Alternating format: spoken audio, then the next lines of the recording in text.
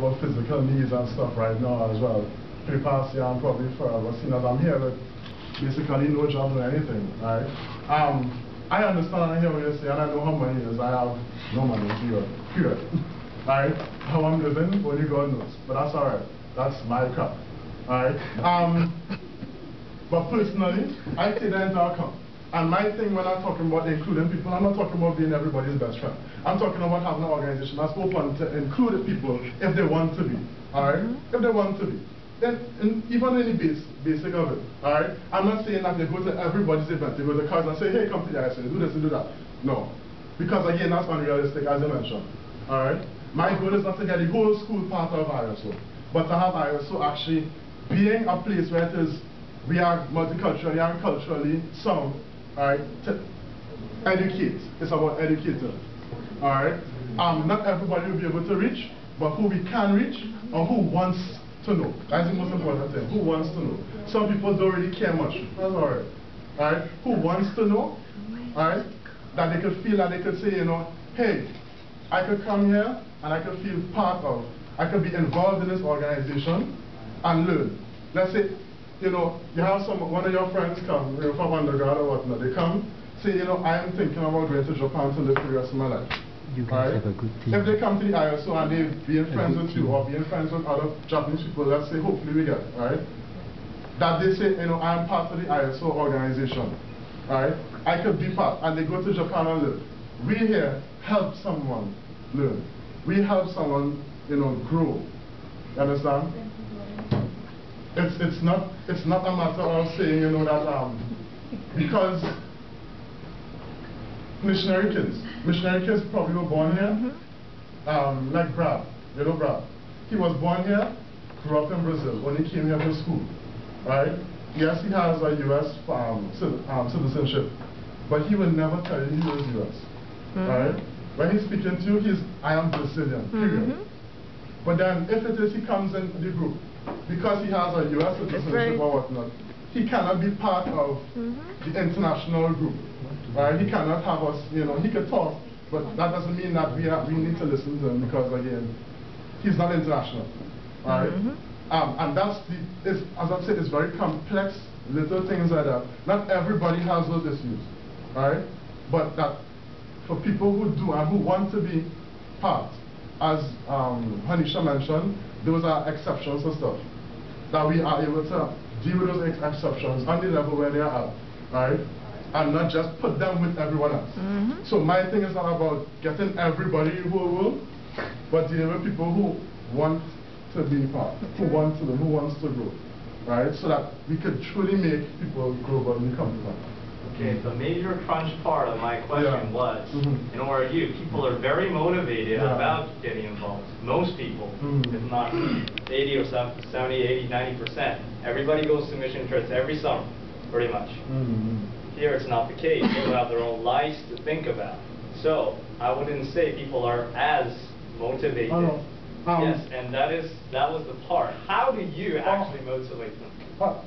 No, again, if people want to come, right, that just makes the job easier, right? Because if it is that it not always has stuff to do, when it is you're doing stuff, make sure and do it well.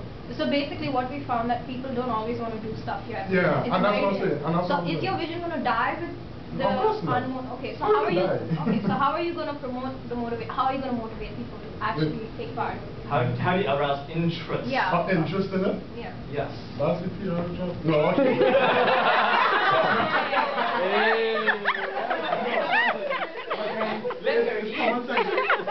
It's common sense like this. Talking to people, you know, when people hear like that was a group, sorry. Alright? Let's say like Brad. Last night in Germany I was talking and stuff, and I was talking about, yeah, this is what so he's like, you know what? I really wanted to become a part of that, you know. But I have no place. So people would want to, but then it's already understood, I guess, that they have no place, alright? Because of who they are or are not. Right? And that by itself, so it's to get rid of that stigma and that thing which is hard, because people already have the preconceived misconceptions, right? Or it might be based on fact, it might be based on fiction, alright? But you know, and Like even for us, you know, we look at them and like, I know for me, I know Brad personally, he's not even once expressed an interest in ISO, so I don't know what's going on Well, there. How about Emily?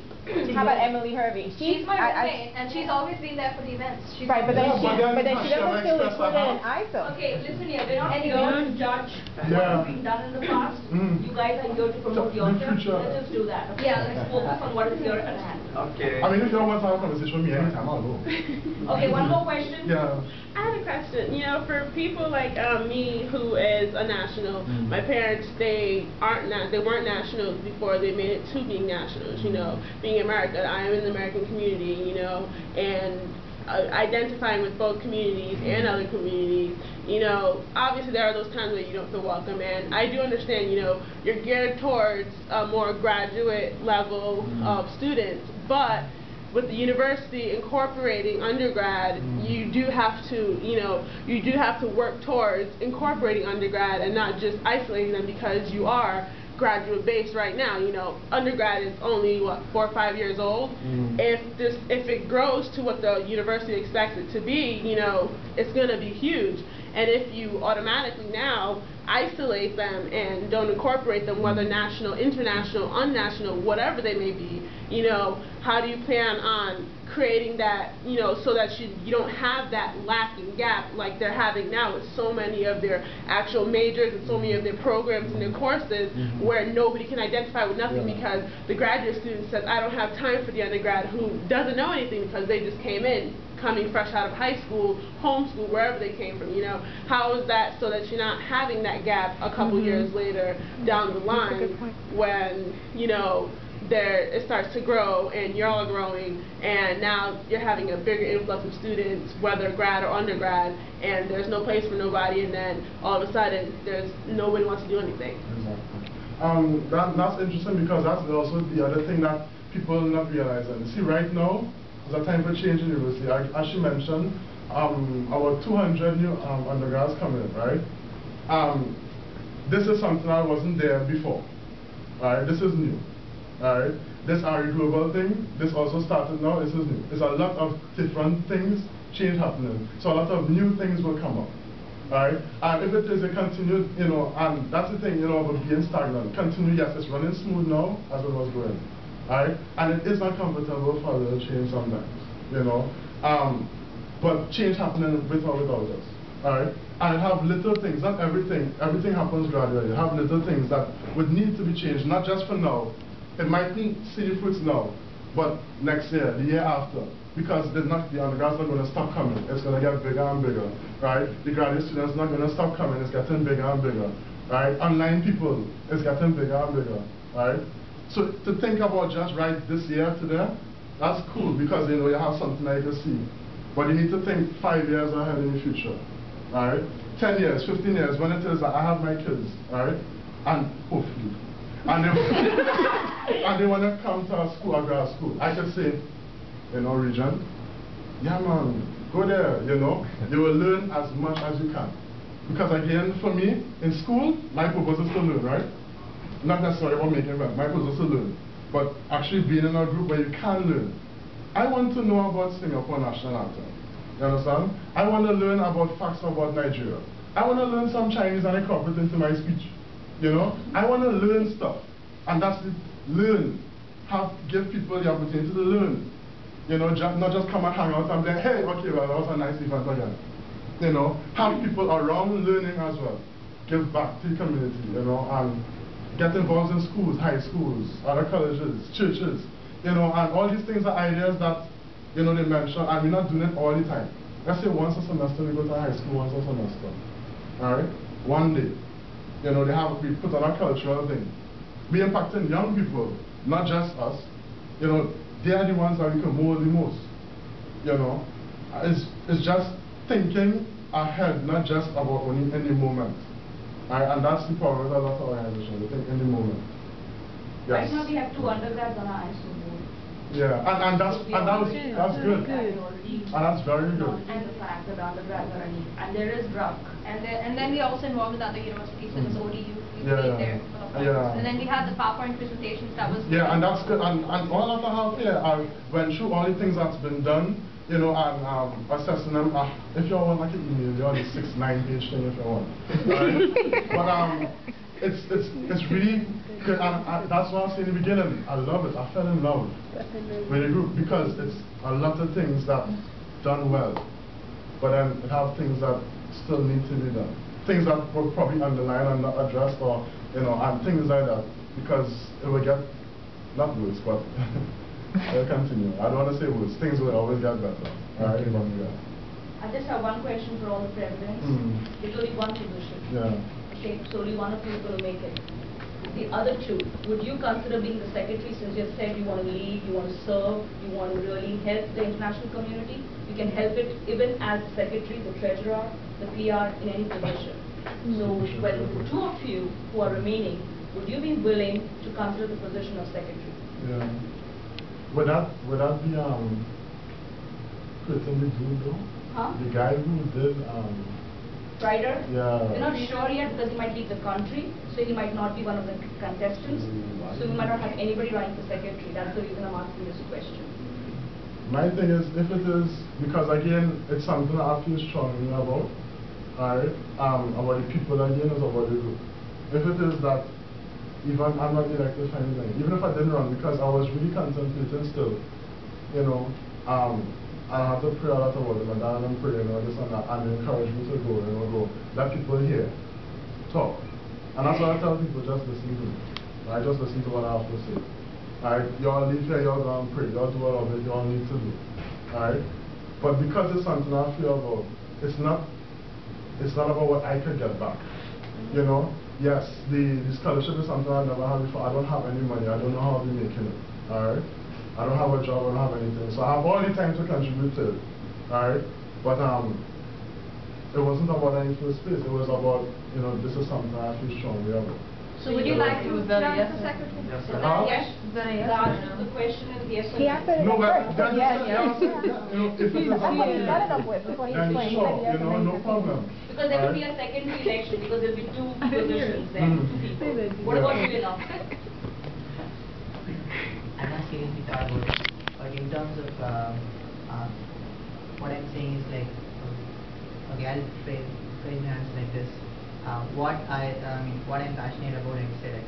Like what I felt is like looking at all the positions. Why I applied for specific president is, of course, I mean, nobody is denying the scholarship, but at the same time, it's like what it fit well with what I wanted to do. That's why I applied for it. So I'm very intentional and categorical about it. But at the same time, I'm careful in saying that don't want to serve this community. But even if I'm not elected, okay, I would really assess myself honestly. If I would see, I mean, there is a best use of, or a best, I mean, I could marriage between my abilities and the position of the secretary, which I'm not able to tell right now, but I will seriously consider. Yeah. I think I will go pretty much on the same lines because knowing my passion and my personality, I know that like I'm the kind of person who's like an overseer. That's me. And so like in terms of fitting into, you know, like looking at the jigsaw puzzle, and like I know that I would fit into the role of the president, and I believe, I mean, I'm convinced that this is what, you know, I want to do, and I'm passionate about it.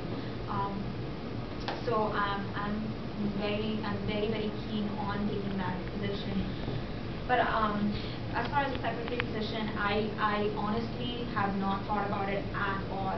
I don't know exactly if I would fit the abilities. Like I said before, my personality is I'm more of an overseer. I'm more of a leader than a follower, and so just knowing me, I guess I would, I was very like said, intentional about going for the president's position. But if nothing, if that does not work out, then I will not close myself off that position, but consider. But I'm very keen on serving on the board as president. So.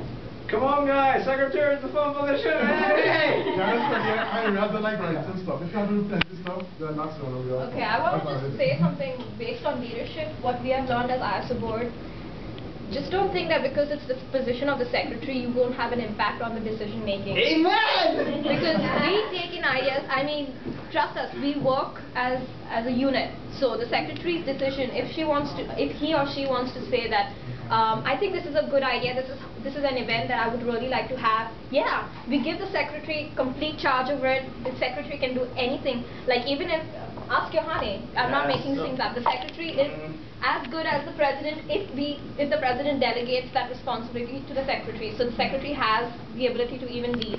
And another point,